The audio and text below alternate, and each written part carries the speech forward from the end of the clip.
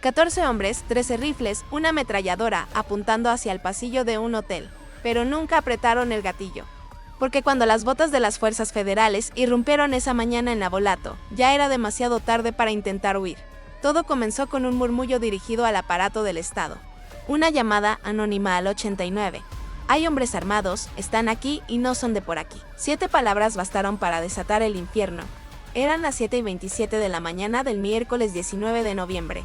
El sol apenas rozaba el pavimento cuarteado del municipio cañero cuando la tranquilidad fue hecha pedazos por el rugido sincronizado de los convoyes blindados. Guardia Nacional, GOES, Marina, Ejército, Policía Estatal, Fiscalía. Todos, absolutamente todos, convergieron en el mismo sitio. Un hotel en la orilla de Navolato, un lugar sin nombre comercial, pero que desde hoy queda grabado en la memoria de la guerra contra el crimen. Dentro había 14 sujetos, 3 de ellos extranjeros. 2 guatemaltecos y un venezolano, el resto originarios de Jalisco y Nayarit, todos armados, todos colocados en posiciones estratégicas, todos preparados para algo que nunca alcanzaron a ejecutar. El ambiente olía a sudor nervioso y pólvora que todavía no se disparaba. Las puertas del hotel vibraban y detrás de una de ellas, un auténtico arcén de guerra esperaba la orden para desatarse. Una ametralladora, 13 rifles, cargadores de alta capacidad, cartuchos de uso exclusivo del ejército. 340 municiones listas para abrir fuego, pero nada de eso sucedió porque en esta ocasión el Estado se adelantó. Nadie lanzó un grito, nadie accionó el gatillo y aún así la tensión en ese pasillo era tan densa que cortaba la respiración. Los hombres fueron controlados uno por uno, sin un solo disparo. Pero con una sola convicción, estaban ahí para algo mucho más grande. Algo que todavía no se ha revelado. Y fue precisamente en ese punto donde el nombre de Omar García Arpuech volvió a retumbar en las frecuencias oficiales. El secretario de Seguridad y Protección Ciudadana fue informado en tiempo real. Su respuesta fue breve, precisa, quirúrgica, casi helada. Aseguren absolutamente todo lo que hay ahí. Eso puede ser apenas la punta del iceberg. Navolato no volverá a dormir igual después de esto, porque no se trata solo de una detención, es una advertencia. Un eco que revela que algo se mueve en silencio en el corazón de Sinaloa. Y si estos hombres fueron sorprendidos tan lejos de su casa con ese tipo de arsen, la verdadera pregunta es, ¿qué esperaban el momento exacto para hacer? El lugar no tenía ningún letrero visible. Era una construcción de 2 pisos, pintura amarilla descarapelada, un estacionamiento angosto, puertas metálicas cerradas desde dentro. Nadie entraba, nadie salía. Pero los vecinos ya habían percibido algo extraño y eso fue suficiente para que el miedo se filtrara por las paredes. 2 noches antes. De acuerdo con testimonios de la zona, una camioneta negra con placas alteradas llegó sin hacer escándalo. Bajaron hombres cargando mochilas largas, con lentes oscuros y una actitud que nadie se atrevió a cuestionar. Pagaron varias habitaciones y no pidieron ningún servicio adicional, solo cerraron las puertas y se mantuvieron en espera. Alguien del personal del hotel, sin que hasta hoy se sepa quién, hizo la llamada. El 089 recibió el reporte a las 6:58 de la mañana y el mensaje fue contundente. Hay varios sujetos armados aquí, no parecen turistas, llevan días sin irse. Eso fue suficiente. Las cámaras del C4 captaron el arribo del convoy apenas 15 minutos después.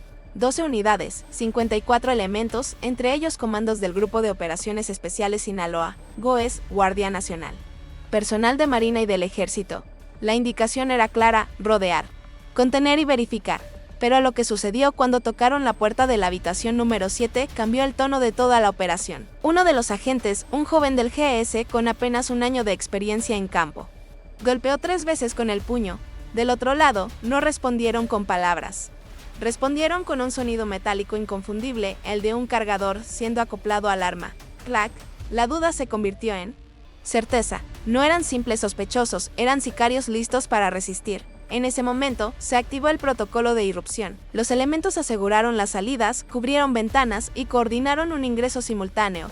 Lo que hallaron dentro no era un grupo improvisado, era una célula organizada, equipada y armada hasta los dientes. Algunos traían solo camisetas sencillas, otros portaban chalecos tácticos con emblemas borrados, pero compartían algo en común, la mirada fija, serena, como si supieran que ya los habían alcanzado, pero no necesariamente derrotado. Y eso solo era el comienzo, porque lo que se escondía en la habitación contigua no aparecía en ningún informe previo. El sonido del seguro montado no fue solo una advertencia, fue casi una invitación.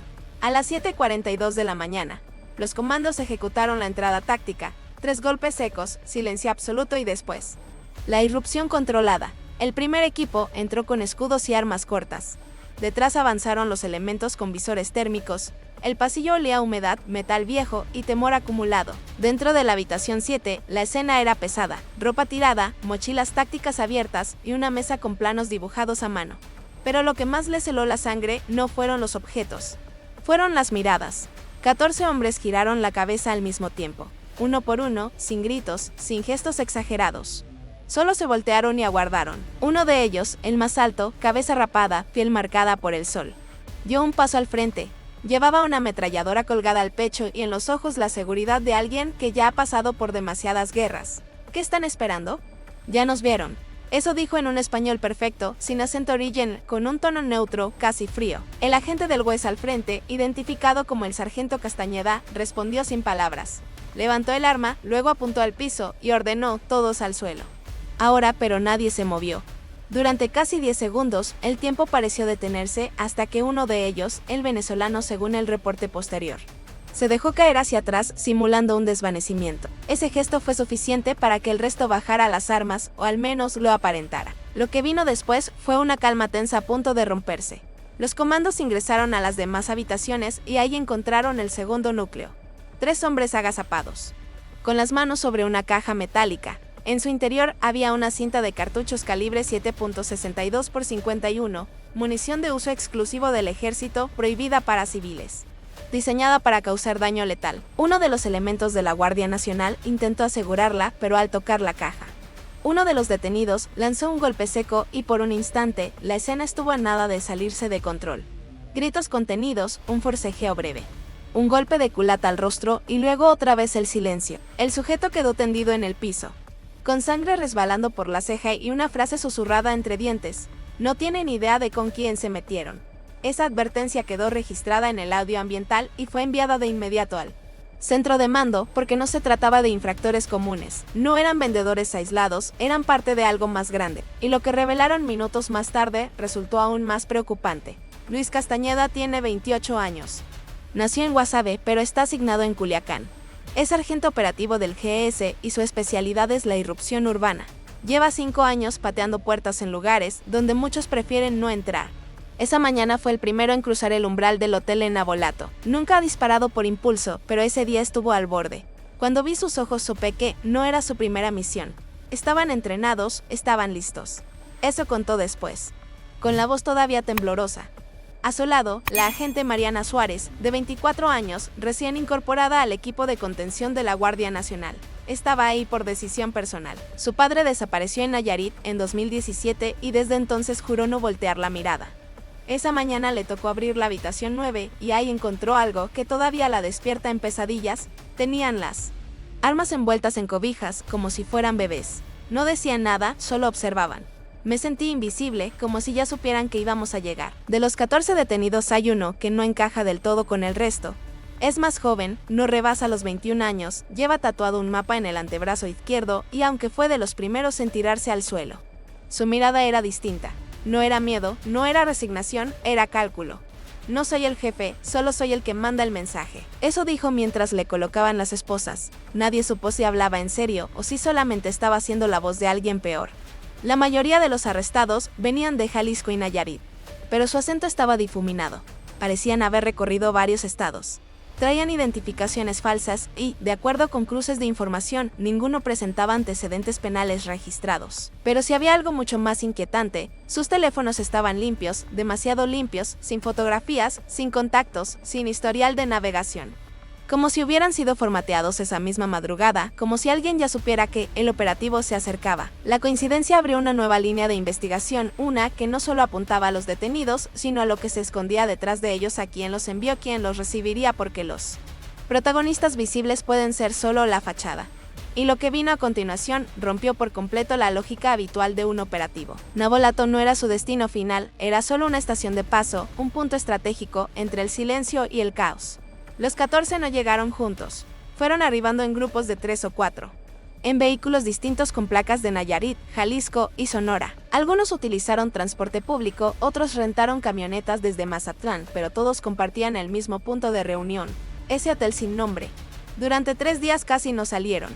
Pedían comida por aplicaciones digitales, evitaban el uso de sus teléfonos personales y, según registros satelitales, cada noche uno de ellos salía a pie hacia un terreno baldío a 2 cuadras. Regresaba media hora después, siempre con las manos vacías, o al menos eso parecía. Las autoridades descubrieron que en ese terreno existía una entrada subterránea. Un túnel de apenas 1,5 metros de altura, cubierto con costales de tierra y ramas secas. Dentro encontraron restos de envoltorios tácticos, marcas de neumáticos pequeños y un empaque con señales térmicas. Era un punto de entrega, y no era el único. El análisis de los cargadores asegurados reveló algo todavía más inquietante. Por lo menos 5 de ellos provenían de lotes decomisados al Cártel Jalisco. Nueva generación en operativos del 2023.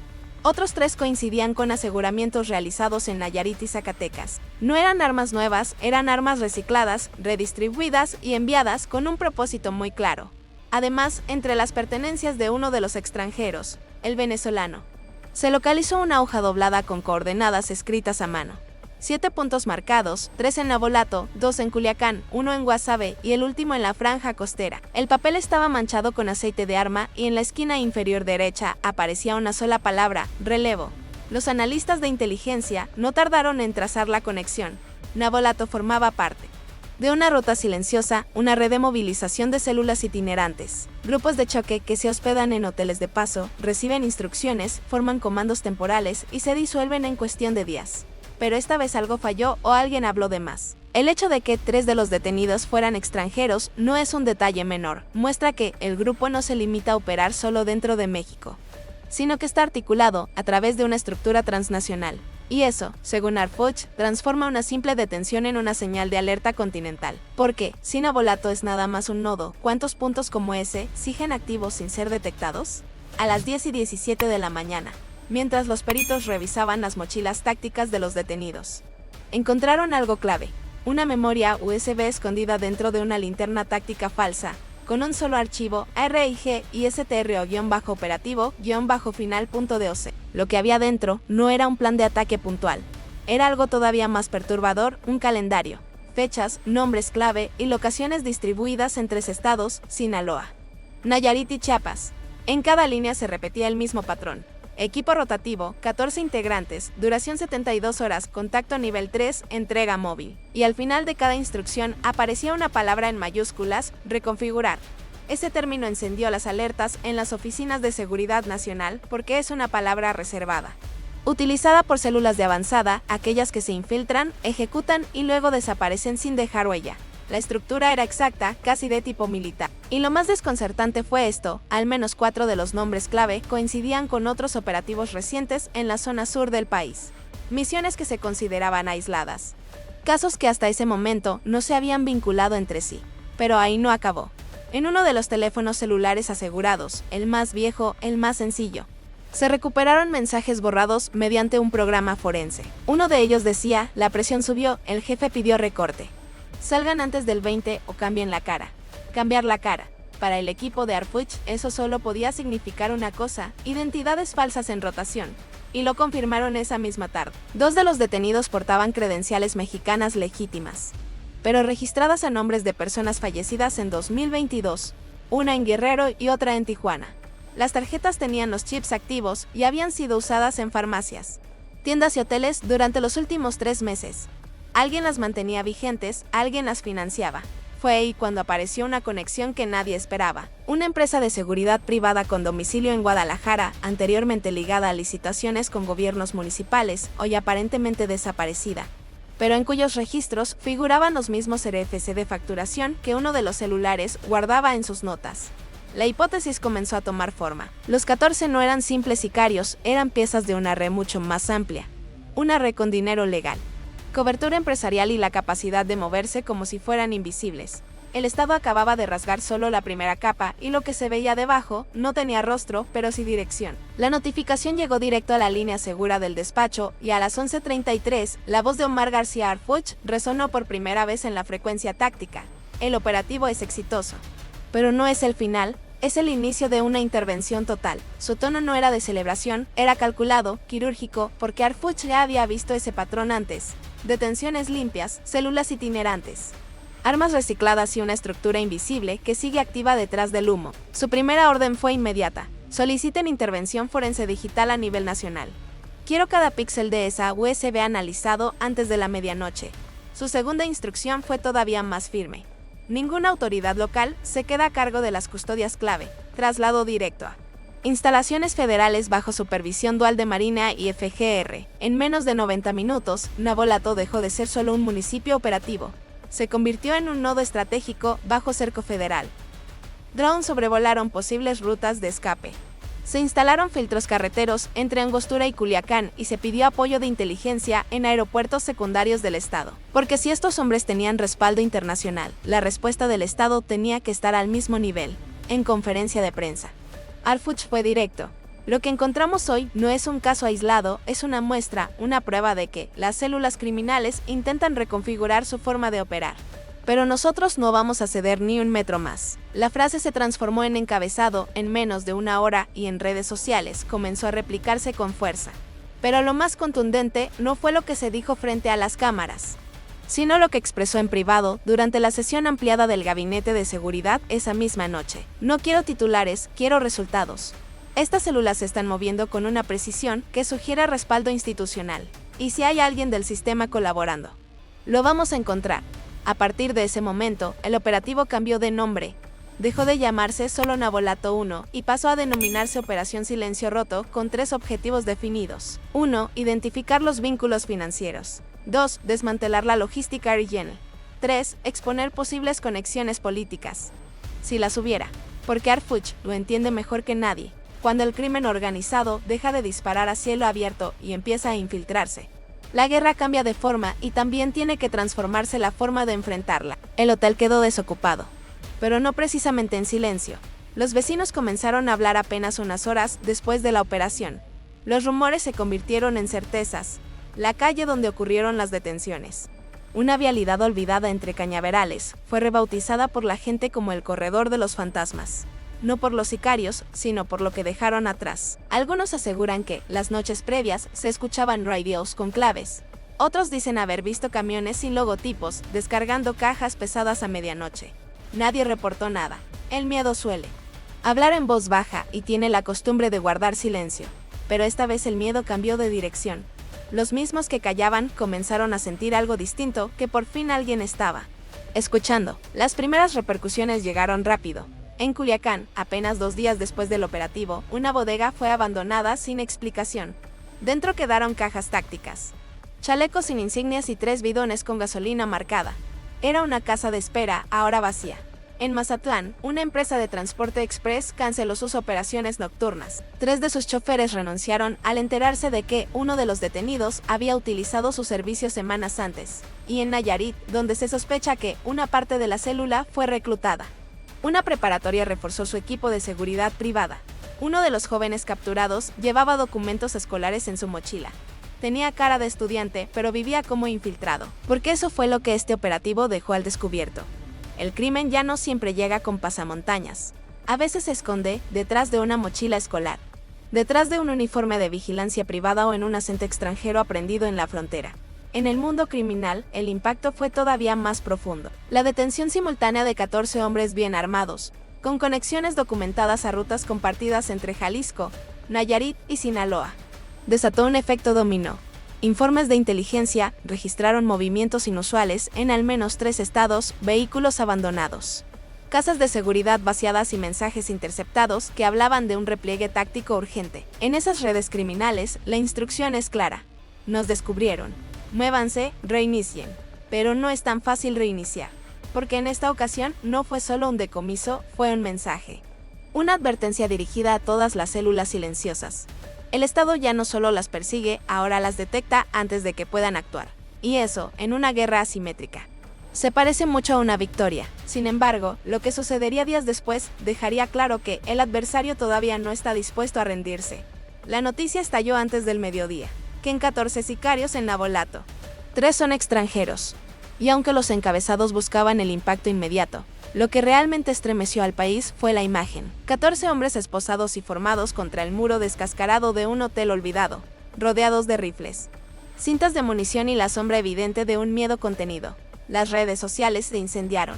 Pero entre los memes y los mensajes, una pregunta se volvió tendencia por sí sola. ¿Quién los mandó? Porque esa es la herida abierta que no cicatriza. Sí, los detuvieron. Sí, se evitó una tragedia. Pero la estructura que los envió sigue en pie. En medios internacionales, la captura fue presentada como un logro. Pero en los círculos de seguridad, el silencio fue lo más revelador. Muchos sabían que el operativo había tocado una fibra delicada. Demasiado pulcra la operación, demasiado organizado el grupo. Demasiado silenciosa su llegada. Y entonces surgió otra interrogante: ¿están los cárteles ensayando una nueva forma de guerra? Una que no dispare en plena calle, sino que se instale en habitaciones de hotel. Que no recurra a convoyes blindados, sino a mochilas llenas de coordenadas. Una guerra sin balas en la vía pública, pero con la capacidad de paralizar un estado desde adentro. Harfuch lo explicó en entrevista esa noche. La guerra contra el crimen ya no se gana solo en los campos de batalla, se gana en los puntos ciegos, en los silencios. Y ahí es donde estamos entrando, pero no todos se sienten tranquilos. En Navolato, una mujer colocó nuevas rejas en su negocio. No por los sicarios capturados, sino por aquellos que todavía no han sido vistos. Un niño de 7 años, hijo del recepcionista del hotel, preguntó esa noche: ¿ellos venían a hacernos daño? Nadie supo qué contestarle. Porque en esta guerra, ni los niños entienden con claridad qué es lo que están viviendo. Y esa es la herida más profunda. Porque cuando el crimen se organiza mejor que muchas instituciones, cuando los detenidos muestran más disciplina que varios cuerpos oficiales, cuando las armas hablan menos que las miradas, llega el momento de plantearnos algo más incómodo.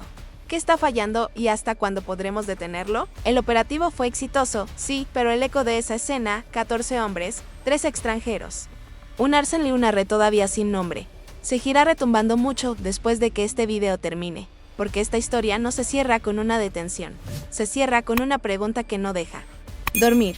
¿Ya llegaron o apenas están empezando?